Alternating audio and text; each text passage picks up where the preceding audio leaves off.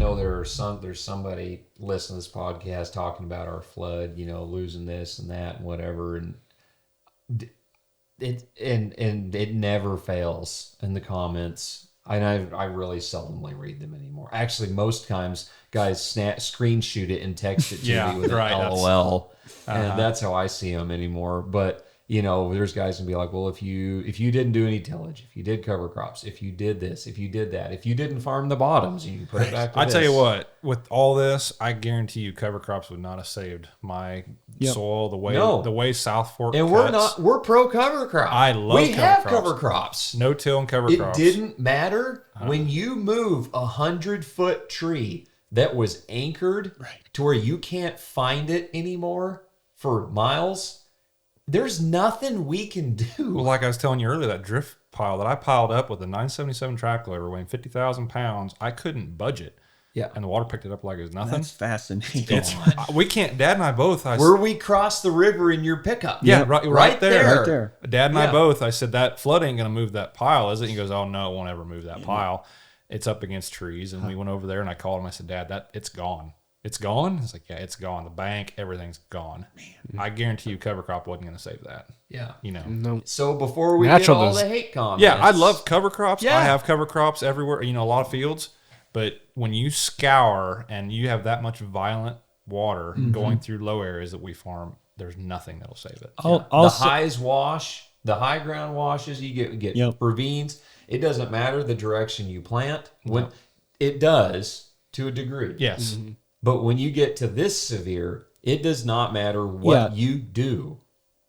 You're going to have messes. I wish I knew the elevation change from the head of South Fork to the Cottonwood River, because if for anybody wondering about it, we can look. Yeah, it's just so violent. It's like a big draw. It just comes up, it cuts, it's violent, it's destructive. 22 inches wasn't, that didn't help. It's just a flood. I mean, I'll say this about tillage and all the things, I'm not old, but I've got some years, a little bit more under my belt. I've seen everything work and I've seen about everything fail. And I think sometimes there's a need for no-till. I think sometimes cover crops is great. I think, I ripped an 80 this year. That corn looks fantastic. I think there's a place for just about everything. I don't think there's a one size fits all, really. I don't, that's just my humble opinion. Being a good farmer is knowing what your ground needs and what it can handle. You've got to be willing to experiment on cover crops. You've got to be willing to accept the fact that you need to till some ground once in a while. Sometimes you've got ditches. Go work the ditches shut. Leave the rest of the field no-till. It's just being a proper and a good steward and knowing how you need to be farming your land. I get super interested because when I came into agriculture, I was kind of a blank slate and I had nothing. So I'm really into learning and digging into that, and it's fun.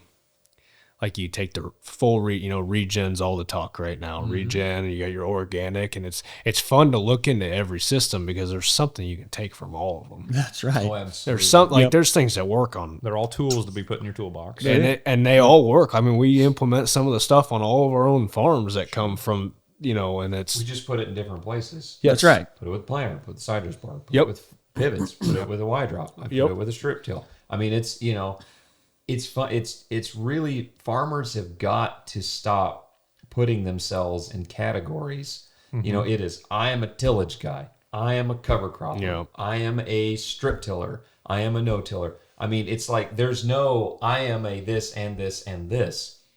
And I really think we're losing potential in a lot of ground because we treat everything the same. I would agree with that. But like you said, there was 180, man. That thing was tight. You ripped it. It's the best field of we corn. used to flood irrigate it.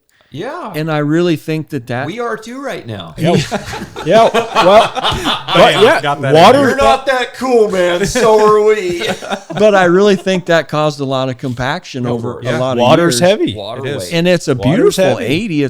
Jake knows the farm. It's just it's flat and rolling, so water drains off. It's a great farm, but it always just felt like to me the early growth of that corn would just always be slow just because it was so compacted.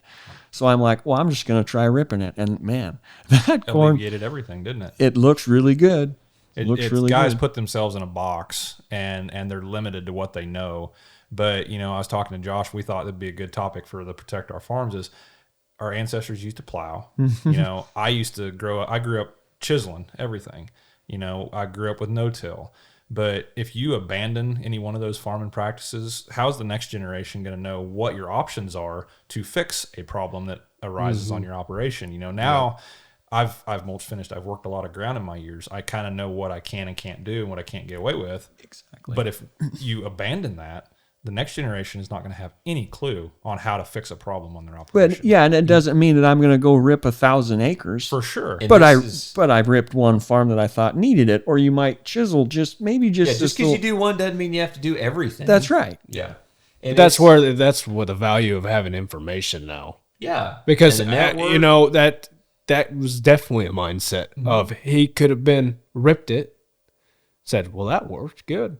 Do it all, you know, whether he needed to or not. It might work in other places too. You know, I ripped a quarter a couple years ago, and that's the pivot. It actually helped the weed pressure because it was so tight. We got oxygen back in there, and it helped with weed pressure. Yeah, you could see a visible difference from the year I ripped it, full of henbit, everything dragging across it. Once oxygen and that soil started loosening up, it helped the weed pressure. Yeah. So one inch of rain. Guys, if you've liked the information that you've seen so far, go ahead and check out the full-length podcast on our YouTube channel. Be sure to subscribe there. It's also on all the major podcast platforms. We're constantly dropping info and more content on all the social media platforms, TikTok, Instagram, Facebook, etc. Check it out for a lot more content.